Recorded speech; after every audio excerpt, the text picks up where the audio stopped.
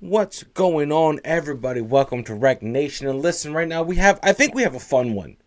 I think we have a fun one today.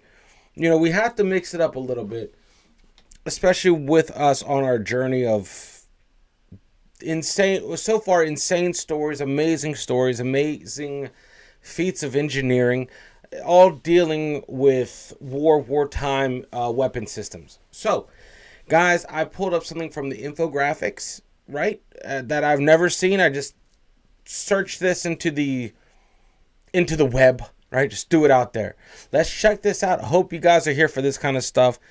It might be ridiculous, but I'm here for it. This is weirdest but most amazing military weapons ever created. Guys, listen, okay. We just hit 500 subscribers. Thank you all so much for jumping on the channel and subscribing to this insane journey that I don't think we'll ever get off, right? We will never stop learning. At least one should never stop learning. So, without any further ado, I just couldn't push play on this video without saying massive thank you to each and every one of you guys. So, let's have fun. Let's see what this is about. This is like 22 minutes. Later today, I will be recording our Battle 360, right? And getting that out hopefully by Sunday. Might be a premiere like we usually do around in the PM. Anyway, I've been rambling way too long. Here we go. Ready? 3, 2, 1, let's go. Since the dawn of time, humans have attempted to weaponize just about everything and anything they can think of. From spherical tanks and cat guns to bombs that were literally carried by bats. It's time to take a look at some of the weirdest, yet most amazing military weapons ever created. Gotta check this out. Alright, so listen, real quick, and I hit the wrong button, so we're gonna go ahead twice. Alright, so the bat bombs. I know the Fat Electrician has done a bat bomb video. I checked out a bat bomb video by one of Simon Whistler's projects, but I will be getting to that today as well. Hopefully I'll be releasing a lot of these today. We'll see. But I think up next to bat will be the Fat Electrician's bat bombs. You know, but I want to have other things on the channel rather than just the Fat Electrician. So, here we go. Before we get into this, I want to give a shout out to our sponsor for making a video on this topic. Yeah.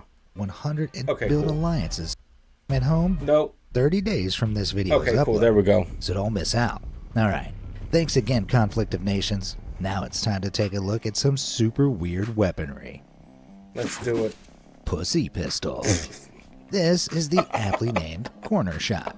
It's a weapon accessory that mounts a semi-automatic pistol or grenade launcher at the front, remotely linking to a trigger on the other end. This allows the front section to rotate up to 60 degrees around corners, while a digital camera feeds the user a view of what lies around the bend. Carriers can fire their weapon and hit a target up to 650 feet away without exposing themselves from their cover. But what if taking out the target right away isn't the best option? What if you need the element of surprise or a distraction? That's where the kitty corner shot comes in. Yep, that's a stuffed animal. What? Oh my God, could you imagine? Built onto the top of the weapon. The back legs conceal the bipod beneath, while the head covers the barrel, and the scope peeks out between the front legs. At worst, anyone seeing this around the corner is confused, giving the shooter several critical seconds of advantage to aim and shoot while the target tries to figure out what's going on. Insane! At best, anyone not looking close enough just thinks there's a cat or a child's toy leaning against the corner, giving the shooter a few more moments to survey the scene. Oh man, if that were me, the only thing that gunman would see is an idiot desperately going pss, pss, pss, for the cat's attention. Crazy Krumlov. At the end of World War II, Germany became obsessed with creating weirdly impractical weapons that they believed would help turn the tide of the war. These included the V-2 Revenge rocket, the Wacky Wen cannon, and most notably, the Krumlov. The what cannon? weapons that they believed would help turn the tide of the war. These included the V-2 Revenge rocket, the Wacky Wen,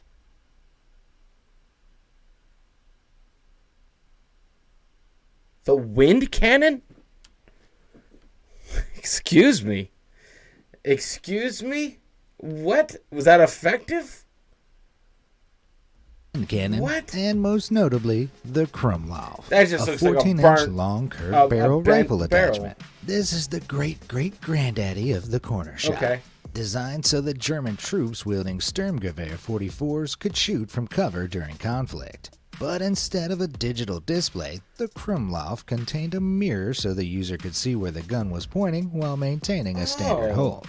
This meant it could be used from within tanks, over walls, or around corners. Pretty forward thinking for the time. But for all of the resources pumped into its development, the Krumlov had some pretty serious drawbacks. Yeah. US military testing revealed that bullets would shatter once they hit that all-important curve, making the Krumlov useless for anything but very close-range combat. On top of that, the damage taken from the shattered bullets meant the attachments only had a service life of a few hundred rounds. Not Oh, entirely no. surprising, seeing how it looks like it was invented by Tom and Jerry. Yes. Badass attachments. While we're on the topic of things you can add onto a gun to make it even more lethal, let's talk about bayonets. These are removable blades attached onto the end of a gun or rifle, which originally allowed soldiers back in the 17th century to engage in deadly close combat encounters. While stabbing the enemy with a gun isn't a war-winning tactic these days, bayonets have gradually developed over the years and are still used by the military. Many different designs Yeah. are also being developed by weapons firms. Whoa. Never seen a... Why does that... I don't know how I feel about this image right here in front of me. I don't know if... I mean... I pity the person that has to use said attachment that is on the screen. Right? Like, but it may... I mean, I don't... What do you guys think about it? Like, is it... Granted, that is one of those... I hope it is a fixed one, and I hope you have to, I guess, put it on the weapon when it's done. You know, because there's no way you are just... It looks like it's in the magazine weld. So do you have a magazine for this? Like let's say a sheath? Or is it just an attachment? I have so many questions about this. And I am 50-50 on the pistol bayonet. And it doesn't look long enough to be like effective at all. But I mean, in a oh shit scenario, hey, I feel like that would come in handy. But I feel like it would do a lot, possibly more damage to you than it would the enemy. That's just my takeaway from it. In a multitude of ways. Take, for example, the utterly terrifying Stinger from Paper City Firearms. What? This retractable bayonet is pin activated, meaning it slides out when you need it, retracting back when you don't, and locking into place to stop it sliding out I need that. accidentally. Oh While my we God, may I need see that. something this inventive on weapons in the future, one with less practicality like this utterly terrifying That's it. Oh shit.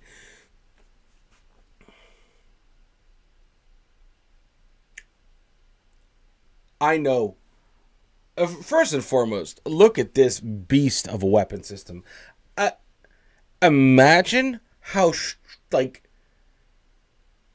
how strong you would have to be to lift that thing, dude. Like that is next level. You're looking at maybe old school M60, maybe a 240's weight right there. In a hand, like that's all chainsaw. The weight's all chain, but it also has a double barrel, double mag. This thing is heavy. It looks nuts. But would I get it? Yes. Why wouldn't I? Why wouldn't I get that? That is absolutely nuts. There's no way that's chainsaw real. attachment will probably just be left to gun enthusiasts. Don't get me wrong, attachments like these would be perfect for fighting in the zombie apocalypse. Yeah. But with some of them reaching 18 inches and adding more than 4 pounds to the weapon's weight, they're pretty cumbersome and can't be easily swapped out Why and would stored. you don't use So that as a they chainsaw? probably won't become standard military issue for the foreseeable future. But they are still available to gun enthusiasts who need to do important things like, shoot pumpkins and saw them through. Why? Yeah, you show those pumpkins who's boss. Now, you don't need a chainsaw attachment to attack those like and subscribe buttons below.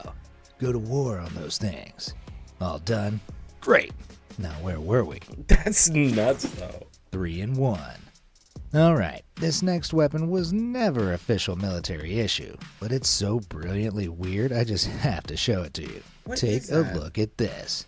This is the Apache 27 caliber revolver, a 6-chamber gun that also contains a flick blade and a knuckle duster. This is personal protection at its finest. The knife lays on the bottom of the chamber and flicks up via a small hinge. Then the knuckle duster folds out, revealing the trigger, and clicks into place to form the handle. And there you have it, a brass knuckle duster knife gun. From all Yes. I mean, I gotta know the cases of people's hands accidentally getting blown off, putting a bullet in your palm. But I don't know. I feel the same way about this. I feel the same way about this as I do the magazine bayonet attachment for the pistol. You know, I mean, if this was like laying on the ground next to me and I needed it, absolutely. Oh, you know, brown pants moment during combat or during a life or death scenario. Yeah, I'd rather have this than just my bare fists. But I'm not planning on using this ever. All of the details and elegance, you can probably guess this is a French design, one that dates all the way back to the 1860s. And while it was only manufactured for about 10 years, there was an official 9x19mm Parabellum variant reportedly used by the British during World War What? II. Although it's no surprise the design was used in a war nearly 80 years after its conception. I mean, it's so weirdly innovative that even today, it wouldn't look out of place in a Grand Theft Auto game. Yeah. God-tier grenades. What? Grenades, for those who don't know, are explosive weapons that work by dispersing fragments, shockwaves, chemicals, or fire. Usually, they're small enough to be handheld, allowing soldiers to throw them long distances at the enemy so they explode without damaging the thrower themselves. But in 1915, German engineers came up with an ingenious way to throw them even further. They created the Stielhandgranat, a grenade attached to a This grenade is almost as iconic as the pineapple grenade. You know this is just. I know this is a German grenade. It's a grenade attached to a stick. It's a long wooden handle. And before you ask, no, these weren't used as some sort of super hitting hammers. These attached handles provided greater leverage for throwing the grenade longer distances, and were so effective that they became standard military issue. But this wasn't enough for Germany, not by a long shot, because by World War II they were testing out the Sturmpistol. No, this isn't Photoshop. That's a modified flare gun with a grenade loaded in its barrel. The Sturmpistol was an attempt by the Germans to arm their troops with lightweight multi-purpose weapons. As such, this gun could launch flares for signaling and illumination, and a variety of deadly projectiles such as anti-tank grenades. The rounds of the latter included the Panzerwerfkörper 42, which had a range of more than 225 feet, though it could only penetrate 3 inches of armor. Still, that's a little gun with a big punch. Sadly, the Germans focused their development efforts on more efficient anti-tank rifles, and the little gun that could soon fell out of service. Aww. Guess you could say it tanked. That's stupid. Peculiar Panjandrum. As weird and wonderful What? as Germany's wacky weaponry was, Panjandrum. though, it had nothing on what the British cooked up to combat them. This is a British invention? This, Alright. for example, is the Panjandrum, or as I like to call it, the ultimate fidget spinner. It was a set of 2 rocket-propelled, 10-foot diameter wheels with a 5-foot wide central cylinder that was filled to the brim with explosives. Supposedly built to attack Germany's extensive coastal defenses, these Catherine Wheels of Death were designed to launch out of a landing craft, whiz up the beach, and blow a hole in any fortifications or soldiers in their path. However, tests conducted in 1943 and 1944 ended in total disaster. Yeah. The rockets attached to the wheels often failed, and in some cases, they detached completely, sending the Panjandrum veering off in every direction except the straight line they needed. While it seems too wacky to be real, there are reports indicating that the development of this weapon might have been a spoof. There's a chance this rolling rocket bomb was developed to lead Germans into thinking the British intended to land on the beaches at Calais. I want to put it past them. This is something that is absolutely ridiculous. Like, could you call it a guided bomb? Barely. What happened? Dude, that's terrifying. That's terrifying, especially if the middle is loaded with explosives. I don't know. There's a lot of... I feel like if this got off the ground, if this was real, I feel like it's more of a spoof to throw Germans off, because there was a ton of that going on in World War II. Yeah, I doubt this would have ever seen any sort of battle at all. It looks like this would cause so many friendly casualties right here. Either way, the Panjandrum was never used in action. Yeah. Considering how badly those tests went, I'm kind of amazed it didn't take anyone out with it. Baby grenades. Now, when it comes to grenades, size isn't everything. And nothing's proved that quite like the Dutch V40 grenade. Developed in the 1960s, this fragmentation grenade, also known as the mini frag or golf ball grenade, was a little over 1.6 inches in diameter and weighed 4.8 ounces. This meant it was a little over a third the weight and half the diameter of a standard M67 grenade, making it about the same size as a golf ball. What is this? A grenade for ants? Well, not quite. While small and weirdly adorable, the explosion of this baby grenade was still lethal up to a radius of 16 feet, and dangerous up to 980 feet from the point of impact. This meant troops could carry more of them than standard grenades and still make one heck of a dent in the enemy. Sadly, their production ceased in 1972, but even though they were tiny, they definitely made a big impact. Bizarre bat bomb. Yeah. Wow. The kamikaze attack aircraft used by Japan in World War II were undeniably horrific weapons.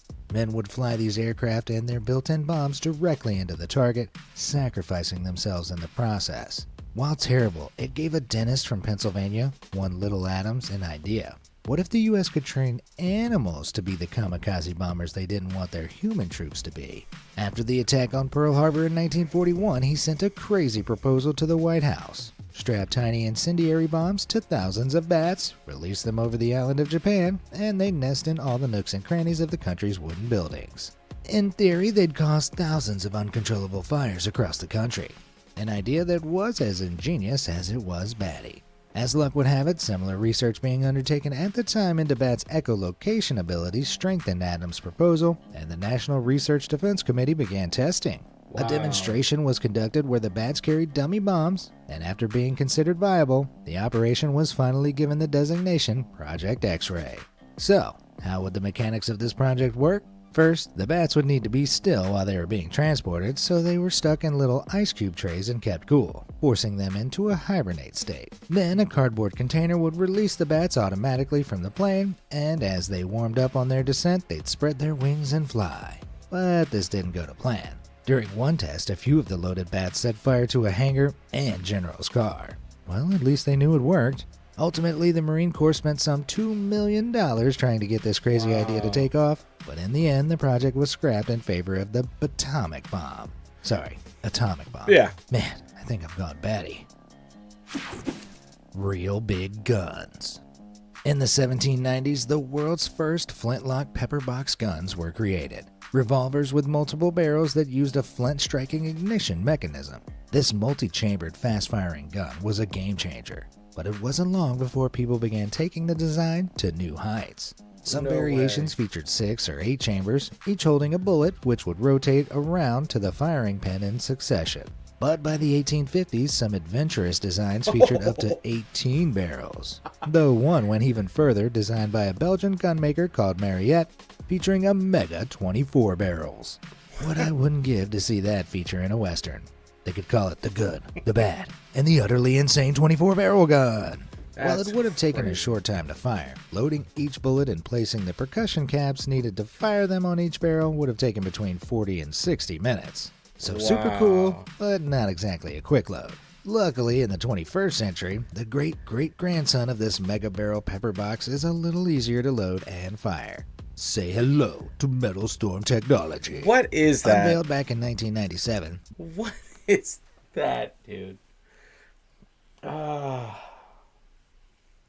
This is insane.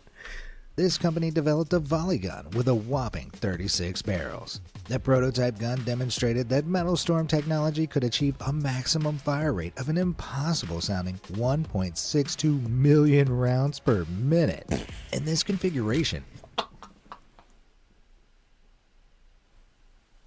That's too much, bro.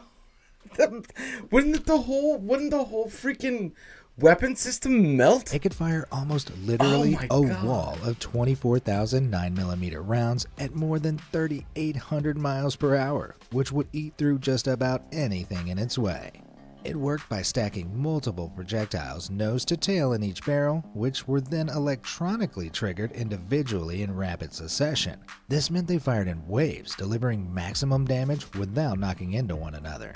In 2007, the US Navy announced it had purchased some Metal Storm tech, but it was never used in action as its applications were very circumstantial. It'd be great in an ambush scenario, but whoever this stationary weapon was being aimed at would just have to step to the side to avoid becoming a fine paste.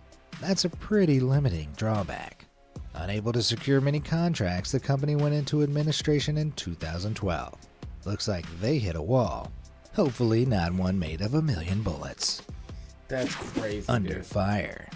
Now, there aren't many weapons out there that trigger my trypophobia. That is, my fear of tightly, sometimes irregularly packed holes. But the TOS-1 isn't like many weapons. First developed by the Soviet Union back in 1988, these scary-looking machines are actually rocket launchers capable of using thermobaric warheads. Sometimes called aerosol bombs, or somewhat terrifyingly, vacuum bombs, thermobaric weapons basically use up all the oxygen in a given area to generate a high-temperature explosion. They release a chemical cloud that ignites the air underneath it, resulting in fires that can burn and suffocate anyone who stands in their path. The rocket launchers themselves sit on a T-72 tank chassis. There are 24 220mm rockets that are loaded into 24 tubes, and the rockets each weigh around 400 pounds. In short, this is not a weapon you want to be anywhere near. No even when way. it's not. Now this, correct me if I'm wrong, this is a war crime, right? Thermobaric bombs are war crime. I mean, granted, it's like whoever's using it knows what they're doing, right? It's not like, oh well, it's against Geneva, so well, I guess we can't use it. Bullshit. The people that have these are using them. Firing. That's crazy. Reap what you sow. You can probably tell just by looking at some machine guns that they're heavy. Even light machine guns tend to weigh around 22 pounds. Yeah. So being a soldier out on patrol must be tiring if you're lugging one around. And that's where Australia's Reaper came in. Developed by Advanced Accuracy Solutions. Look at that thing, dude. Why is that? For any of those that have served in the Australian, whatever, the Australian military, is this even practical? It looks like you give up a ton of mobility, but do you stay fresh though, right? Because you're not necessarily carrying the brunt of the. It just looks cumbersome. It just looks cumbersome. But it looks cumbersome, but very like, man, that would be, I don't know. That would make that weapon is very heavy. Any kind of belt-fed machine gun is very heavy. This weapon system is massively heavy due to the amount of ammo that you need to take out with you. The Reaper is a backpack-mounted pole and sling combo designed to redistribute the weight of the attached gun, stabilizing it and allowing for more accurate aim. It's a good, albeit weird-looking contraption, one that the Australian Army trialed back in 2015. But the disadvantages quickly came to light. It really wasn't camouflage friendly, it couldn't integrate with night fighting equipment, and it posed a lot of issues if the user had to quickly get in a vehicle or aircraft. Ultimately, the Aussies concluded the Reaper was more of a burden than a boon and decided not to integrate it into their service. Well, if their army ever find themselves needing to disguise their troops as human coat hangers, at least they'll know who to call. It takes balls. Yeah, look at that thing. That In looks 1936, crazy. a Texan inventor by the name of A.J. Richardson got to thinking about the horrors of the First World War.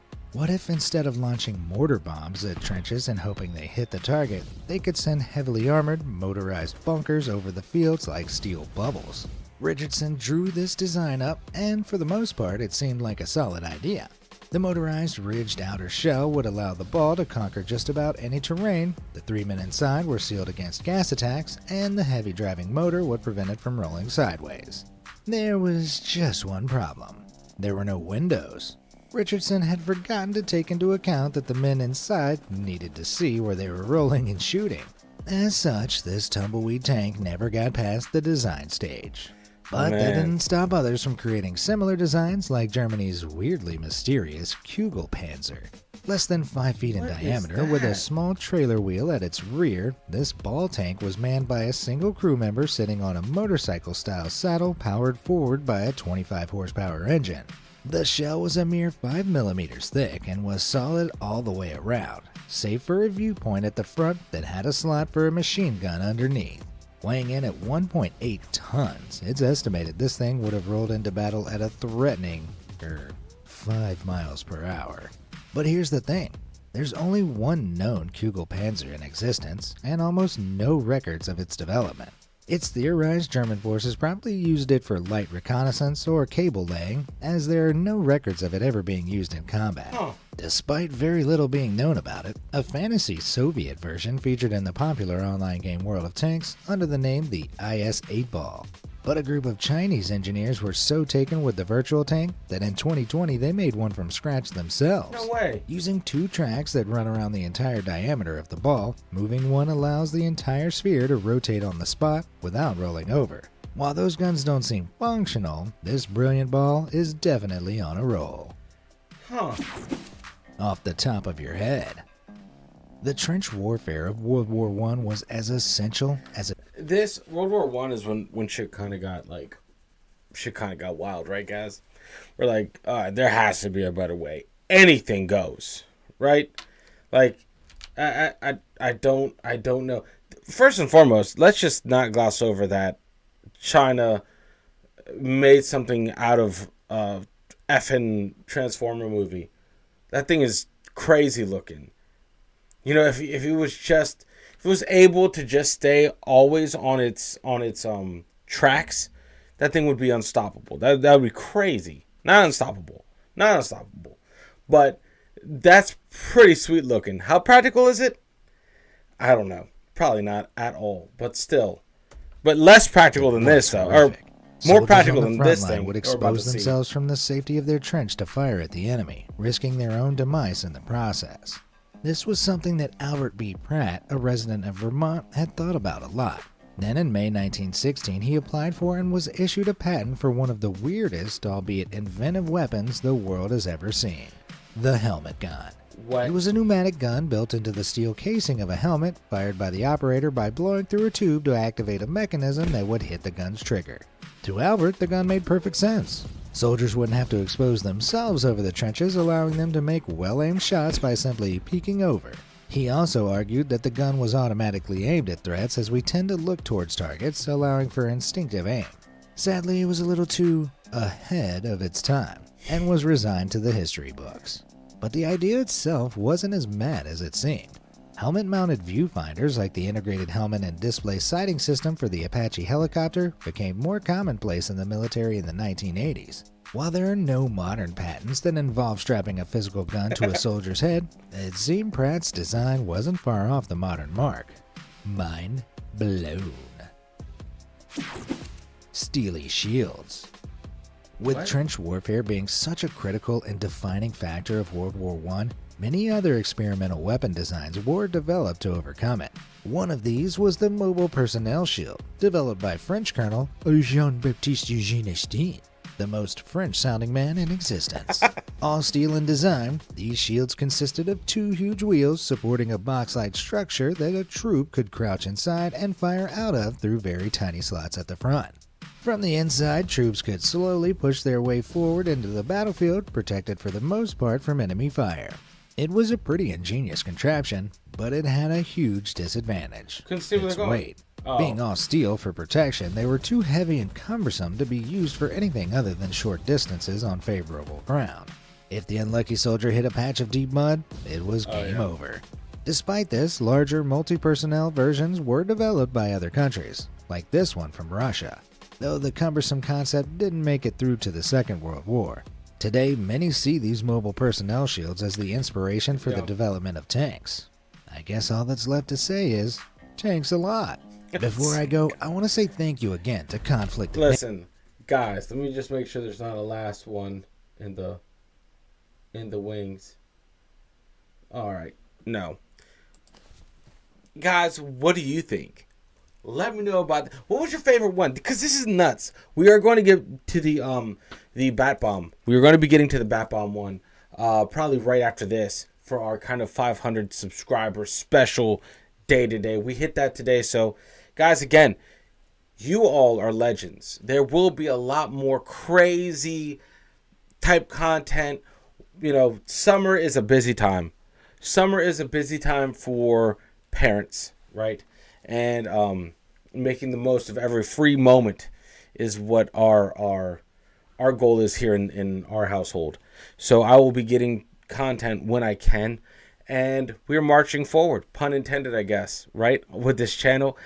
Guys, thank you so much for your continued patience. Thank you so much for just being amazing members of the community. Like I have this saying on the other channels: don't just subscribe to the channel, become part of the community, because this is what it's about, is becoming part of the community.